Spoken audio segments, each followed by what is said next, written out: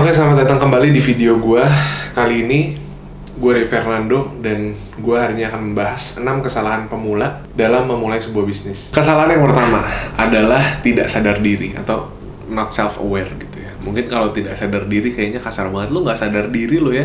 Tapi memang kenyataannya seperti itu ya. Membangun sebuah bisnis, memulai sebuah bisnis itu bukanlah suatu hal yang gampang ya. Karena banyak banget gue lihat orang-orang ya, karena mungkin udah ini saatnya di media sosial, di generasi internet ini ya, orang-orang banyak yang pamerin bisnisnya, usahanya gitu ya. Jadi kayaknya being an entrepreneur itu suatu hal yang keren banget gitu ya, diidam-idamkan semua orang gitu ya. Kalau misalkan pada masanya tahun 70-an, 80-an itu kayak seolah-olah jadi kayak kira-kira kayak jadi pilot gitu ya. Jadi pilot tuh kayaknya pada masa itu tuh keren banget gitu ya. Atau mungkin pada tahun berapa jadi dokter tuh kayaknya keren banget. Nah di era kita yang menjadi suatu idaman atau pedoman hidup seseorang itu adalah being an entrepreneur atau seorang businessman atau seorang pengusaha. Nah kesalahan pertama ini sebelum kita memulai sebuah bisnis adalah kita tidak sadar diri. Yang perlu kalian ketahui adalah membuat suatu bisnis atau memulai suatu bisnis itu tidak segampang itu, tidak semudah itu. Banyak hal yang perlu kalian ketahui, banyak hal yang perlu kalian pelajari, dan banyak hal yang harus kalian pertimbangkan. Contoh, membuat bisnis kalau kita berpegangan atau maksudnya income kita itu cuma dari bisnis aja ya, itu berarti resikonya adalah pemasukan kita bisa naik turun ya.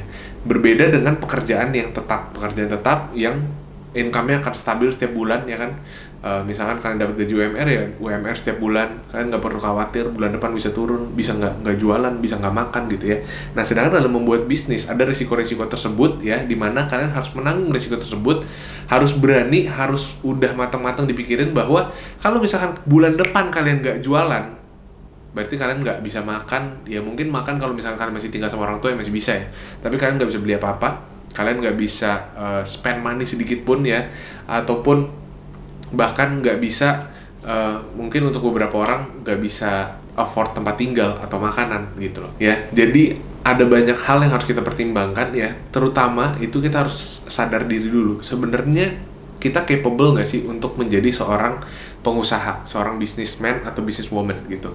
Karena kalian itu harus mempunyai kriteria-kriteria tertentu atau sifat-sifat tertentu lah at least yang harus dimiliki. Kayak contohnya kegigihan, harus pantang menyerah, harus selalu curious gitu ya, pengen cari tahu, pengen belajar gitu, dan hal-hal lainnya. Paling penting adalah bisa menanggung resiko gitu. Misalkan kalian tipe orang yang wah kalau lihat akhir bulan nih, lihat rekening sisa dikit tuh udah kayak wah udah panik gitu ya, udah duitnya sisa dikit udah panik, akhirnya kita bikin keputusan-keputusan yang gak jelas gitu ya.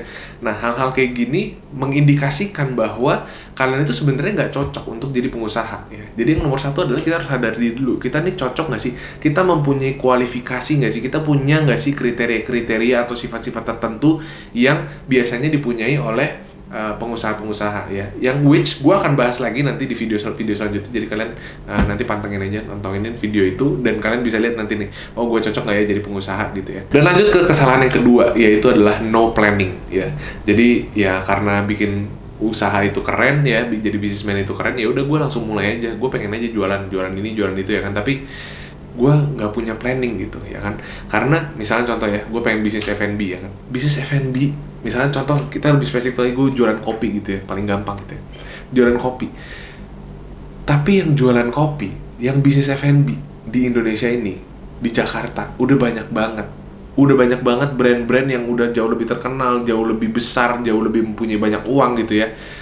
Yang kita harus pertimbangkan adalah di mana brand positioning kita. Contohnya misalnya gitu, kita planning ya, oh apa yang membuat kopi gua itu berbeda dari kompetitor-kompetitor lainnya sehingga market akan beli, consumer akan beli dari kopi gua, bukan kopi brand lainnya ya. Planning kayak gitu nggak bisa kita cuman kayak ya udah modal nekat aja ya kan, pokoknya gua karena gua jago bikin kopi, gua suka kopi, gua akan bikin tempat kopi ya kan, tanpa planning, tanpa brand positioning yang jelas, tanpa keputusan yang jelas apa nih kelebihan dari brand kopi lu dibandingkan dengan brand kopi-kopi orang lain ya. Itu sama aja sebenarnya bunuh diri ya, buang-buang uang gitu ya. Gue bukan bilang bahwa kenekatan atau keberanian itu bukan hal yang baik ya, tapi karena keberanian itu sebenarnya salah satu karakteristik seorang pengusaha gitu, harus berani ngambil resiko gitu kan.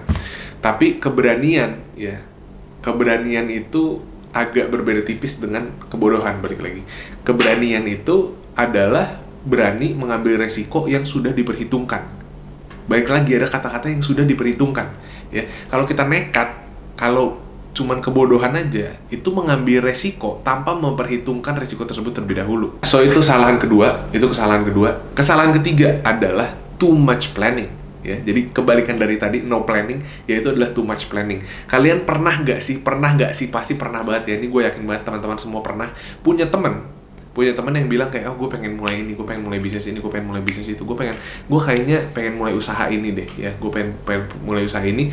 Dan kalian dengerin kayak idenya bagus sih, oke sih, bisa oke gitu. Cuman karena dia terlalu banyak berpikir, mengkonsepkan gitu ya, oh gue pengen bisnisnya kayak gini, dan menunggu waktu yang perfect timing, ya akhirnya nggak jadi bisnisnya. Too much planning akhirnya nggak dieksekusi, nggak ada hasilnya juga ya. Jadi percuma, too much planning percuma. Mendingan kalian planning sebisanya, udah oke, langsung eksekusi dulu, dan dari eksekusi itu nanti kalian akan bisa lihat apa yang benar dan apa yang salah dari planning kalian. Oh ternyata bagian ini salah, oke kita evaluasi, kita ganti, kita ubah. Baru kemudian kita merubah kondisinya supaya sesuai dengan ekspektasi kita gitu. Ketika kita udah praktek ternyata nggak sesuai dengan ekspektasi kita, baru kita kondisikan ulang supaya sesuai dengan ekspektasi kita, supaya sesuai dengan hasil akhir yang pengen kita capai. Tapi kalau misalnya kita planning tapi nggak dieksekusikan, sama aja hasilnya nol, hasilnya nihil. So kita akan langsung lanjut ke nomor 4, yaitu adalah choosing the wrong partner ya, memilih partner yang salah ya. Untuk kalian yang misalkan belum berani untuk buka usaha sendiri atau buka bisnis sendiri ya, memang ada banyak banget keuntungan, benefit dari membuka bisnis, memulai suatu bisnis itu bersama orang lain gitu, mencari seorang partner gitu ya. Nah, tapi kalian harus mempertimbangkan dan memperhatikan hal-hal ini nih, bahwa bukan karena kalian mengenal mereka secara mendalam, kalian tahu semua masalah keluarganya, kalian tahu tentang cicit nenek apa buyut apanya lah, bukan karena semua itu menjadikan dia orang yang tepat sebagai bisnis partner kalian, tapi kalian harus lihat karakteristik dari seseorang tersebut, baru bisa menilai apakah dia orang yang cocok, apakah dia orang yang tepat untuk dijadikan seorang bisnis partner. Karena tadi, untuk menjadi seorang pengusaha itu ada kriteria-kriteria tertentunya, jadi itu yang harus kalian perhatikan, bukan karena karena gue udah kenal banget sama dia, gue udah temenan sama dia 10 tahun atau 12 tahun gitu, jadi kayaknya kalau gue bikin bisnis bareng dia kayaknya oke, pas gitu. Karena ini adalah salah satu hal yang memprihatinkan gue juga ya, ketika membuat bisnis bersama seorang teman gitu ya, itu sebenarnya ada risikonya.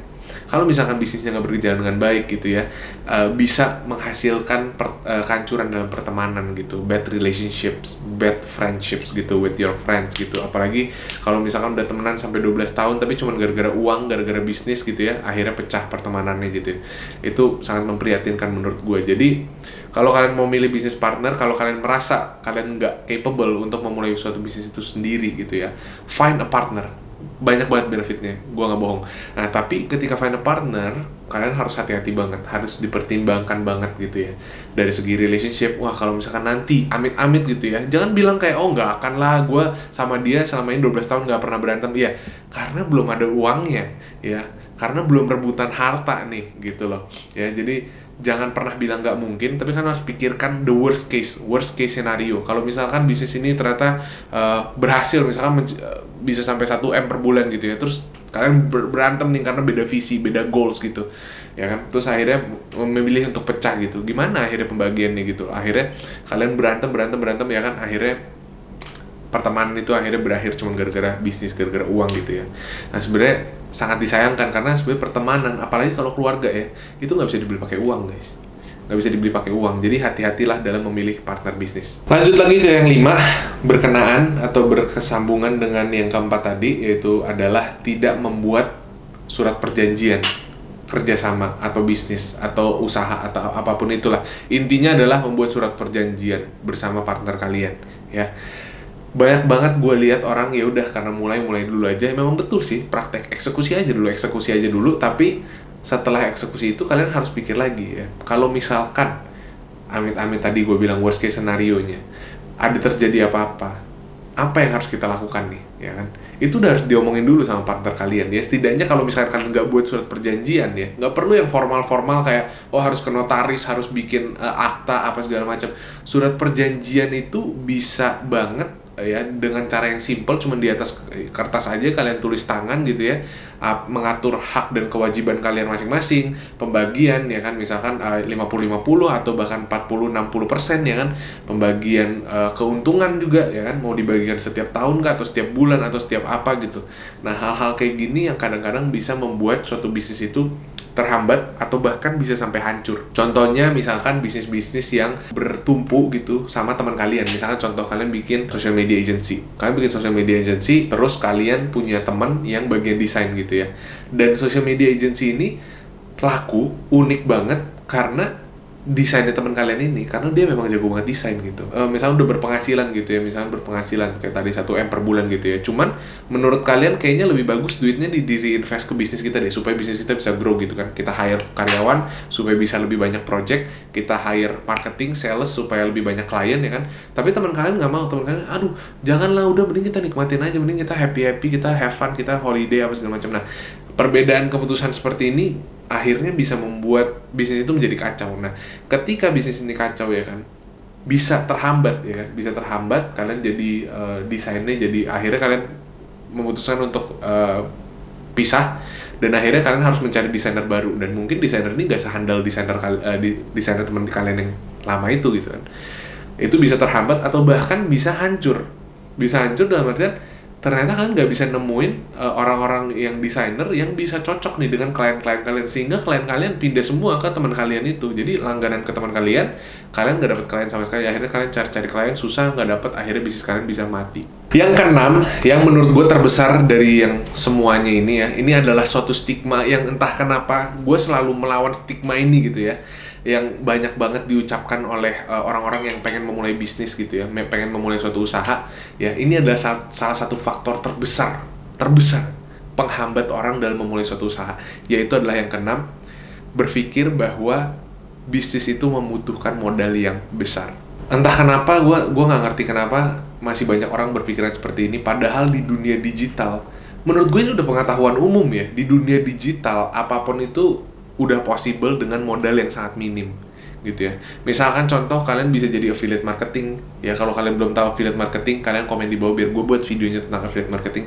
Dropshipping, kalau kalian nggak tahu tentang dropshipping, kalian coba cari di Google sekarang ya. Dropshipping itu intinya kita cuma jualin barangnya orang, nggak pakai modal, kita cuma marketing doang, kita bantu jualin barangnya orang gitu. Misalkan orang mau ya, kita nggak ngestok, kita nggak butuh modal apa-apa, kita nggak perlu modal untuk pengadaan barang gitu ya. Kita cukup pasarin ke orang-orang gitu ya. Mungkin butuh sedikit modal untuk marketing gitu ya. Tapi nggak, marketing pun sekarang nggak banyak butuh modal banget gitu ya. Kalian bisa buat video TikTok dan go viral and it cost you nothing, literally zero rupiah gitu. Kalian bisa tinggal masarin produk orang lain. Ketika kalian ada yang beli, kalian pesen ke supplier itu, supplier itu yang kirim, ongkirnya dibayar, apa segala macam, kalian dapat profit nih. Dapat profitnya, kalian tinggal bayarin modalnya, harga modalnya ke supplier tersebut. Dan banyak banget cara-cara lainnya untuk memulai suatu bisnis tanpa modal. Tanpa modal bisa loh. Nah, tapi kalau misalkan kalian memang pengen bikin bisnis yang proper, memang gue nggak memungkiri bahwa memang membuat suatu bisnis itu memang membutuhkan modal lah. Setidaknya untuk tadi marketing, advertising, iklan gitu ya. Kalau misalkan kalian pengen bisnisnya bisa berjalan dengan lancar, ada penjualan apa segala macam ya, minimal ada modal untuk advertising dan marketing lah. Karena kalau misalkan kalian hanya mengandalkan konten-konten organik, kayak misalkan tadi buat konten di TikTok dan segala macamnya, nah viral atau nggak viral itu nggak bisa kita kontrol, nggak bisa kita atur ya. Kalau bisa kita kontrol ya maunya semuanya viral ya kan, tapi kan itu nggak bisa ya. Jadi kalau cuman berpakuan sama itu, bertumpu sama konten yang viral ya, bisa jadi kita growth-nya lambat gitu.